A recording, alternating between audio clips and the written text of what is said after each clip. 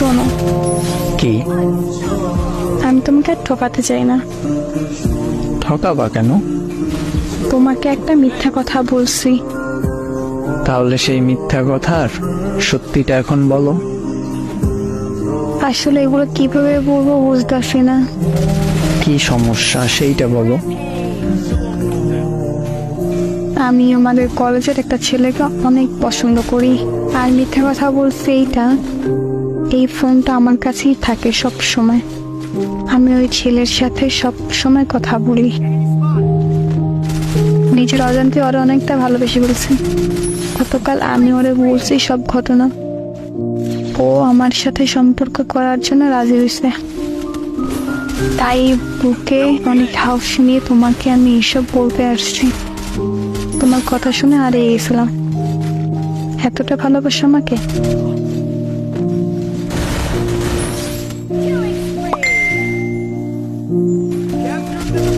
ক্ষমা করে দিও আমাকে।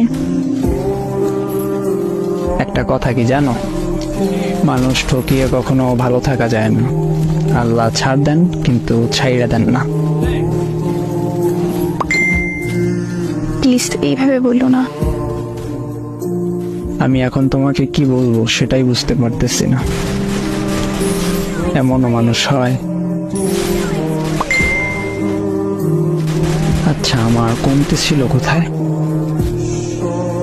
জানি না। তোমার অনেক চাহিদা ছিল যেগুলো আমি পূরণ করতে পারতাম না, সেটাই তো। এমন ভাবে বললো না প্লিজ। সত্যি কথা মুখে আটকায় না। যাই হোক, ভালো থেকো যদি পারো আর কি। তাইলে থাইকো ভালো। অভিশাপ দিও না। না, দিব না অভিশাপ। আচ্ছা, কিছু বলার আছে আর? কেন ঘুম আসছে নাকি? তোমার মেসেজগুলো দেখতে এখন অসহ্য লাগতেছে। আচ্ছা, আমার একটা অনুরোধ রাখবা? শেষ অনুরোধ। কি বলো? যদি রাখার মতো হয় তাহলে রাখবো। আমার যত ছবি আছে তোমার কাছে সবগুলি ডিলিট করে দাও। আমার নাম্বারটা ব্লক করে দাও। তুমি কি বোকা? তোমার মনে হয় তোমার ছবি, তোমার নাম্বার আমার কাছে থাকবে? সব মুছে ফেলবো এখনই।